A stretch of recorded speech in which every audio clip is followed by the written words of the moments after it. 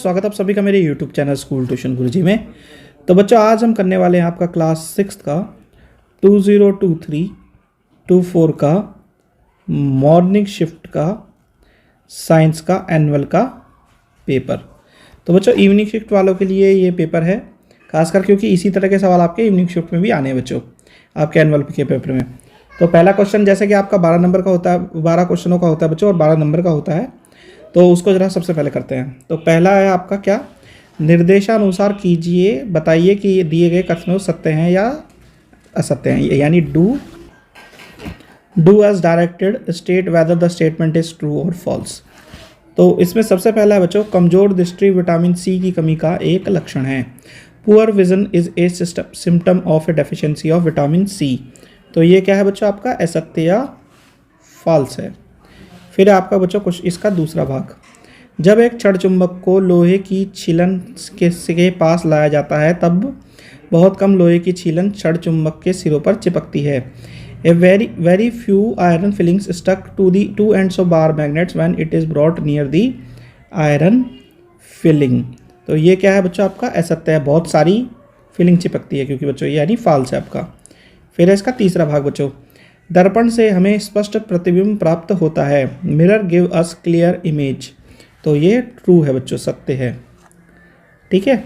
फिर है इसका चौथा भाग बच्चों, गन्ने के पौधे में फूल होते हैं। Sugar cane plant has flowers. तो ये है आपका ट्रू बच्चों। फिर है बच्चों आपका रिक्त स्थानों की पूर्ति कीजिए। रिक्त स्थानों की पूर्ति कीजिए में सबसे पहला है आपका पांचवा भाग इसका, प्रकाश देने वाले पतले तार को विद्युत बल्ब का डैश कहते हैं। The thin wire that gives off the light is called dash of the bulb. तो उसे क्या कहते हैं बच्चों, फिलामेंट कहते हैं। क्या कहते हैं बच्चों, फिलामेंट कहते हैं। फिर है इसका छठा भाग बच्चों, एक बेलनाकार चुंबक में डैश ध्रुव होते हैं। A cylindrical magnet has dash poles. तो वो कितने होते हैं बच्चों, 2 पोल्स होते हैं, 2 पोल होते हैं। फिर है बच्चों आपका, पर्णवती पत्ती को डैश से जोड़ता है। Petiole connects the leaf with the stem. Stem से जोड़ता है बच्चों, ठीक है, जिसे हम तना कहते हैं। फिर है बच्चों, समुद्र में जानवर डैश पानी से घिरे रहते हैं। In the sea the animals are surrounded by dash water. तो वो कैसा बच्चों, सैलाइन, जिसे हम क्या कह देते हैं बच्चों, खारा पानी कह देते हैं। फिर है इसका अगला भाग बच्चों, निम्नलिखित प्रश्नों के उत्तर एक शब्द या एक वाक्य में दीजिए। Right the answers of the following question in 1 word और 1 सेंटेंस। इसमें सबसे पहला है बच्चों आपका, बिजली के तारों को विद्युत रोधी सामग्रियों से क्यों लपेटा या ढका जाता है। Why are electric wires covered with insulating material. तो ऐसा किस लिए किया जाता है, ताकि हमें छूने पर उसे करंट न लगे, ठीक है बच्चों।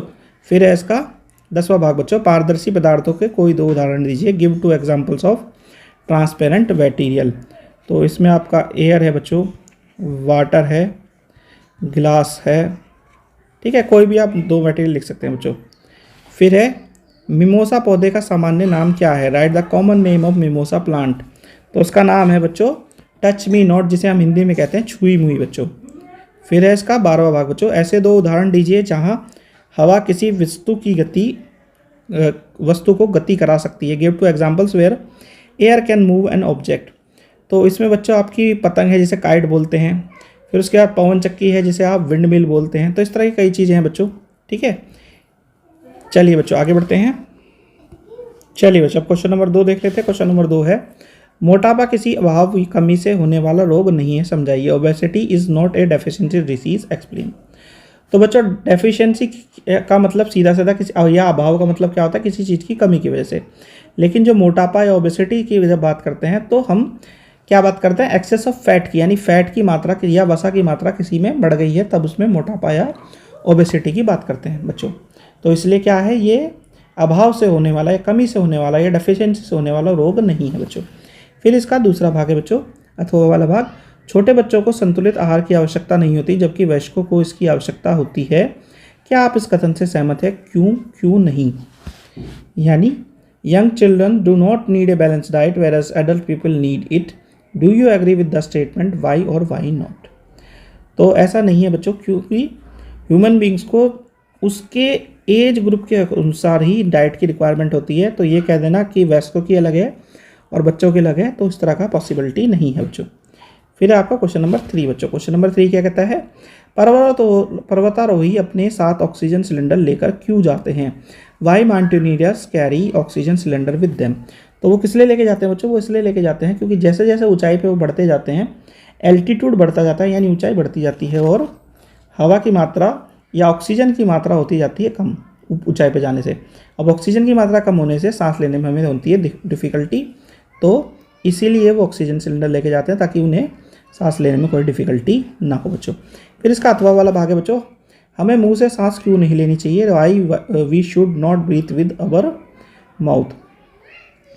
तो ऐसा इसलिए होता है बच्चों क्योंकि मुंह से सांस लेने पर डस्ट पार्टिकल्स और कोई भी हार्मफुल ऑब्जेक्ट या फिर कई और चीज़ें हमारे मुंह से के साथ अंदर हमारे शरीर में जा सकती हैं, तो इसलिए हमें मुंह से सांस नहीं लेना चाहिए, नाक से लेना चाहिए।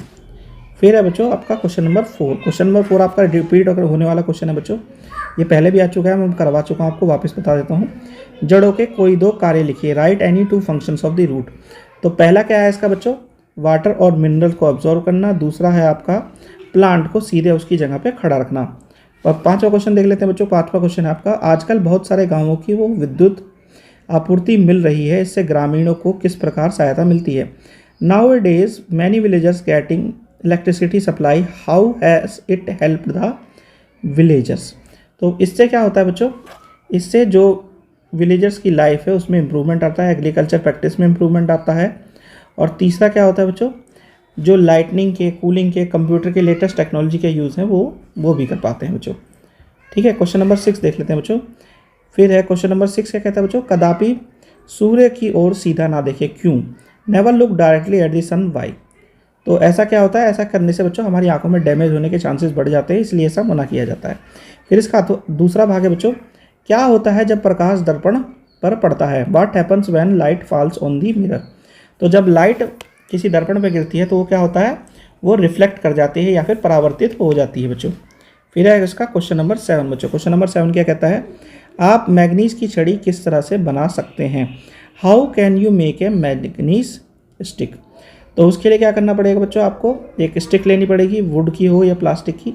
अब उस पर क्या करना पड़ेगा, उस पर एक आयरन का पीस और एक चुम्बक लगानी पड़ेगी, तो वह आपकी क्या बन जाएगी, मैग्नीज स्टिक बन जाएगी। फिर है आपका क्वेश्चन नंबर 8। क्वेश्चन नंबर 8 क्या कहता है बच्चों, निम्नलिखित की परिभाषा लिखिए और प्रत्येक का एक उदाहरण दीजिए।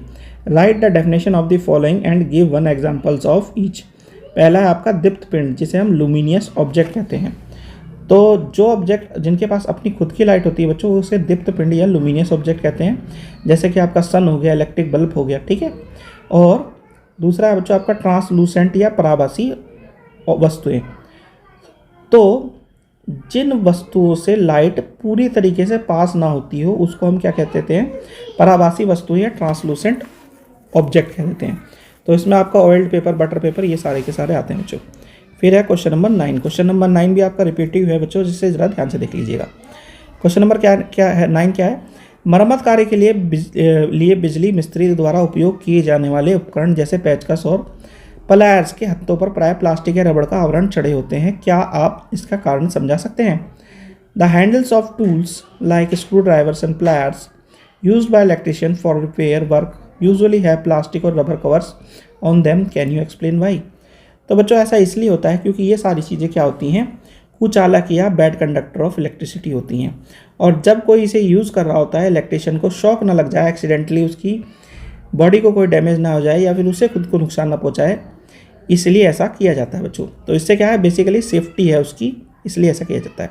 फिर इसका दूसरा भाग है बच्चों अथवा वाला, किसी वस्तु के साथ चालक परिलक्षित का उपयोग करके यह देखा गया है कि बल्ब दीप्यमान होता है, क्या आप इस वस्तु का पदार्थ विद्युत चालक है या विद्युत रोधक है, व्याख्या कीजिए।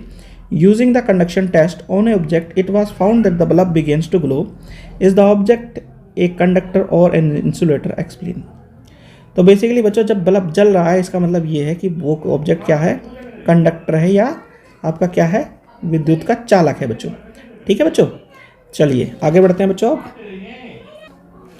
क्वेश्चन नंबर 10 देख लेते हैं बच्चों। क्वेश्चन नंबर 10 है आपका, तने में दो तरफा यातायात वाली सड़क के समान है, व्याख्या कीजिए। In plant system is like two way street, explain. तो ये क्या है बच्चों, वाटर्स और मिनरल्स का अपवर्ड और मूवमेंट। ठीक है बच्चों। फिर है आपका क्या, फूड और का लीव्स में से डाउनवर्ड और नीचे की साइड में मूवमेंट, ये है आपका 2 वे मूवमेंट बच्चों। फिर है वाष्पोर्जन की परिभाषा दीजिए कीजिए, यानी डिफाइन ट्रांसपिरेशन। तो पत्तियों में से पानी का लॉस होना, कमी होना, उसे क्या कहते हैं हम, ट्रांसपिरेशन या वाष्पोर्जन कहते हैं बच्चों। फिर है सजीवों या जीवितों की किन्हीं 3 सामान्य विशेषताओं पर क्या एक वाक्य लिखिए। राइट 1 सेंटेंसेस और each on any 3 common characteristic of living beings. तो सबसे बेसिक चीज़ें हैं बच्चों, उन्हें खाना चाहिए, उनकी ग्रोथ होती है और वो सांस लेते हैं, ये सारी चीज़ें आप लिख सकते हैं। फिर आपका क्वेश्चन नंबर 11, क्वेश्चन नंबर 11 है बच्चों, चुंबकीय कंपास की संरचना का वर्णन कीजिए। Describe the structure of magnetic compass. तो कंपास क्या है, एक बॉक्स है जिस पे ग्लास का कवर लगा होता है और उसमें एक मैग्नेटाइज नीडल होती है और जो नीडल होती है वो नॉर्थ और साउथ की डायरेक्शन को दिखाती है बच्चों। फिर है बच्चों इसका दूसरा भाग क्या कहता है, उन वस्तुओं की सूची बनाइए जो चुंबकीय हैं और जो चुंबकीय नहीं हैं। Make the list of objects those are magnetic and those are not magnetic. तो मैं मैग्नेटिक बता देता हूँ बच्चों आपके कितने क्या हो जाएंगे, सीधे सीधे हो जाएंगे नॉन मैग्नेटिक। तो पहला है आपका बच्चों निकल, ठीक है बच्चों, ये आपका मैग्नेटिक है। फिर है बच्चों आपका आयरन, जिसे लोहा बोलते हैं बच्चों, ये भी आपका मैग्नेटिक है। और फिर है आपका बच्चों कोबाल्ट, ये भी आपका मैग्नेटिक है। अब इसमें क्या बचा बच्चों, चमड़ा, कागज और कांच बचा, ये आपके क्या है, नॉन मैग्नेटिक है बच्चों, ठीक है बच्चों। फिर है आपका क्वेश्चन नंबर 12, क्वेश्चन नंबर 12 में क्या दिया हुआ है बच्चों आपका, स्तंभ ए के शब्दों को स्तंभ बी में मिलाइए। Match the terms in column A with the terms in column B. तो इसके लिए क्या करना है आपको, मैच द फॉलोइंग ध्यान से करना है। तो एग क्या है, प्रोटीन का सोर्स है बच्चों, यानी अंडा क्या है, प्रोटीन का सोर्स है। फिर है मूंगफली वसा यानी ग्राउंडनट फैट का सोर्स है बच्चों। फिर आपका ब्रेड क्या है बच्चों, कार्बोहाइड्रेट का सोर्स है, यानी ब्रेड कार्बोहाइड्रेट का। फिर आपका सूरज की रोशनी क्या प्रदान करती है, vitamin D, sunlight vitamin D देती है। फिर आपका तरबूज क्या देता है, पानी का सोर्स है बच्चों, पानी की मात्रा को बढ़ा देता है, ठीक है बच्चों। फिर है विटामिन बी लीवर के लिए होता है बच्चों। फिर है आपका क्वेश्चन नंबर 13, क्वेश्चन नंबर 13 में आपको क्या दिया हुआ है, एक पैराग्राफ दिया है जिसके बेस पे आपको क्वेश्चनों के आंसर देने हैं। अब पैराग्राफ क्या दिया हुआ है कि पहेली खुश है और वहाँ पे उसके स्कूल में नेशनल फ्लैग का होस्टिंग हो रहा है, ध्वजारोहण हो रहा है स्वतंत्रता दिवस या इंडिपेंडेंस डे के दिन।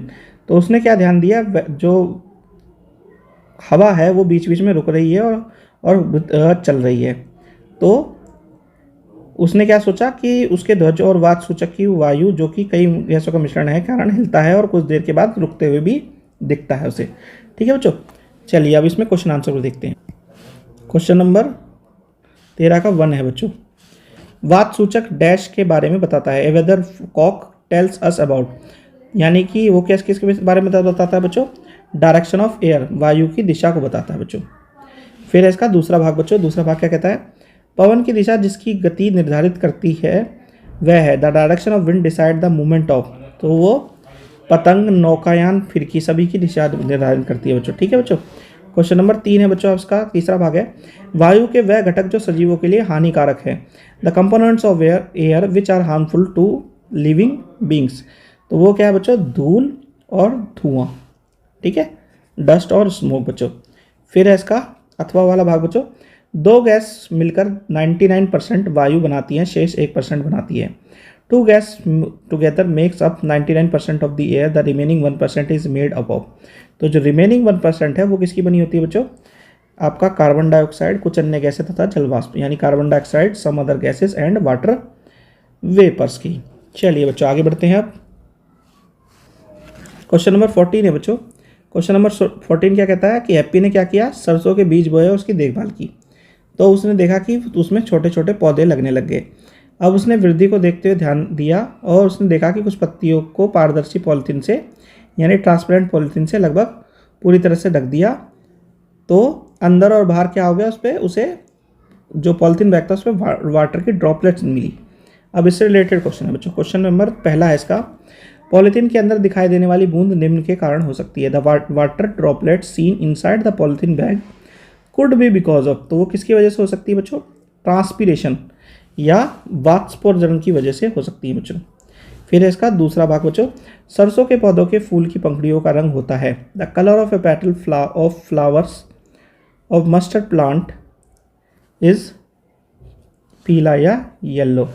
फिर इसका तीसरा भाग है बच्चों, यदि वे मिट्टी को पूरी तरह पानी से भर कर रखें तब क्या हो सकता है। What could happen if she keeps the soil completely filled up with water. तो क्या होगा बच्चों,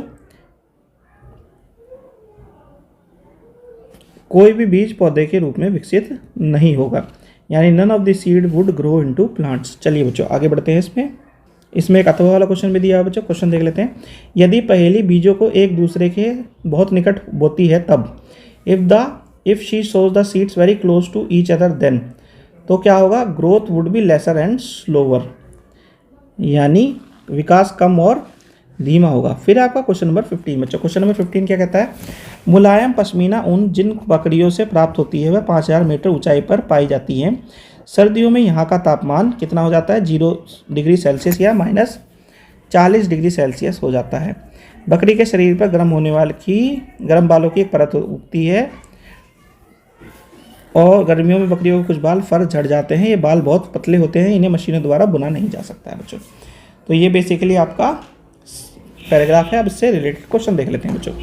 तो पहला क्वेश्चन आपका, जानवरों और पौधों में कुछ विशेषताएं होती हैं जो उन्हें एक विशेष रूप से जीवित रहने में सक्षम बनाता है, इसे क्या कहा जाता है। यानी animals and plants have certain features which make them to survive in a particular habitat, this is called.